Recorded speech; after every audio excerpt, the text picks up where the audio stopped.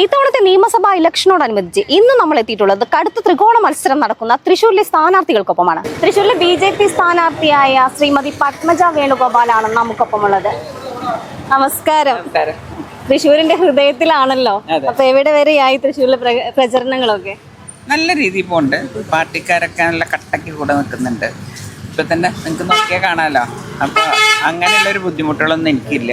അവര് പറഞ്ഞു തരുന്ന വഴി കൂടെ പോയാൽ മതി. വേറൊരു തലവേദന എനിക്ക് ഉണ്ടാക്കുന്നില്ല. ജനങ്ങളുടെ ഭാഗത്തു നിന്നുള്ള ഒരു സപ്പോർട്ടൊക്കെ എത്രത്തോളം ഉണ്ട്? നല്ലോണം ഉണ്ട്, പ്രത്യേകിച്ച് വനിതകളുടെ ഭാഗത്ത്. കഴിഞ്ഞ പ്രാവശ്യമൊന്നും എനിക്കത് തീരെ സ്വപ്നം കാണാൻ പോലും പറ്റാത്തായിരുന്നു. ഇപ്രാവശ്യമൊക്കെ വരുമ്പോൾ അമ്മമാരെ കെട്ടിപ്പിടിക്കും, പിന്നെ മറ്റുള്ളവരൊക്കെ ചേച്ചി എന്നും പറഞ്ഞ് ഉമ്മയൊക്കെ തന്ന് അത്ര കാര്യമായിട്ട് അവരെന്ന് ഇതാക്കണം. അപ്പോൾ വിജയിച്ചു കഴിഞ്ഞാലും നമ്മുടെ തൃശ്ശൂരിൽ കൊണ്ടുവരാൻ ഉദ്ദേശിക്കുന്ന മാറ്റങ്ങളും വികസന പ്രവർത്തനങ്ങളും എന്തൊക്കെയാണ്? ഇവിടെ എന്ത് ചെയ്താലും കാണും, കാരണം ഇവിടെ ഒന്നുമില്ല. അപ്പോൾ ആദ്യം അടിസ്ഥാന സൗകര്യങ്ങൾ ശരിയാക്കണം. ഇപ്പോൾ റോഡുകളുടെ കാര്യത്തിലാണെങ്കിൽ ട്രാഫിക് ബ്ലോക്ക്, തെരുവ് നായ്ക്കൾ, പിന്നെ ഒരു മഴ പെയ്താൽ രാത്രി പേടിയാണ്, ആ വീടുകളിലൊക്കെ വെള്ളം കയറും. പിന്നെ എല്ലാ ബിസിനസ്സുകാരും ഇവിടെയാണ്. എനിക്ക് മനസ്സിലാവില്ലേ അവരെന്താ ഇതൊന്നും ഇവിടെ ചെയ്യാത്തത്. അപ്പോൾ അതന്വേഷിച്ചിട്ട് അവരെയും കൂടി ഇവിടെ കൊണ്ടുവരാനുള്ള വഴികൾ നോക്കണം. കുട്ടികൾക്ക് ഇവിടെ പഠിക്കാനോ ജോലി ചെയ്യാനോ അതില്ല. അപ്പോൾ നമ്മുടെ കുട്ടികളെ ഇവിടെ തടഞ്ഞു നിർത്താനുള്ള ഒരു മാർഗം കൂടി ഞാൻ കണ്ടെത്തും. ഒരു വനിതാ നേതാവ് കൂടിയാണല്ലോ, അപ്പം നമ്മുടെ വനിതകൾക്ക് വേണ്ടിയിട്ട് എന്തൊക്കെ വികസന പദ്ധതികളാണ് കൊണ്ടുവരാൻ ഉദ്ദേശിക്കുന്നത്?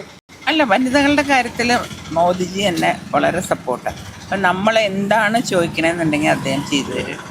ആ ഒരു ധൈര്യത്തിലാണ് ഞാൻ പറയണത്. ബാക്കിയുള്ളവരെ മാതിരിയല്ല. അദ്ദേഹം ഒരു വാക്ക് പറഞ്ഞാൽ അത് വാക്കാം. അപ്പോൾ അത് സ്ത്രീകൾക്ക് വേണ്ടി പലതും ചെയ്യാൻ പറ്റും. അവർക്ക് സ്വയം തൊഴിൽ കണ്ടെത്താൻ പറ്റും. സ്ത്രീകൾ വിചാരിച്ചാൽ ഒന്നും നടക്കാത്തതില്ല, പക്ഷെ അവർക്കൊരു സപ്പോർട്ട് കിട്ടുന്നില്ല. പൂർണ്ണ പ്രതീക്ഷയോടുകൂടെ തന്നെയാണ് മത്സരം. തീർച്ചയായിട്ടും എനിക്ക് തൃശ്ശൂരിലെ ജനങ്ങളുടെ വിശ്വാസമുണ്ട്. അത് 1-2 പ്രാവശ്യം ഇത് പറ്റിയെങ്കിൽ അത് ഞങ്ങളുടെ കൂട്ടത്തിൽ തന്നെയുള്ള കാലുവാരലായിരുന്നു. അത് ഇതിലുണ്ടാവില്ല. അപ്പോൾ നല്ലൊരു വിജയം ആശംസിക്കുകയാണ്. ആയിക്കോട്ടെ, താങ്ക് യു. തികഞ്ഞ ആത്മവിശ്വാസത്തോടെയാണ് ഇത്തവണത്തെ തൃശ്ശൂരിലെ BJP സ്ഥാനാർത്ഥി മത്സര രംഗത്ത് സജീവമായിക്കൊണ്ടിരിക്കുന്നത്.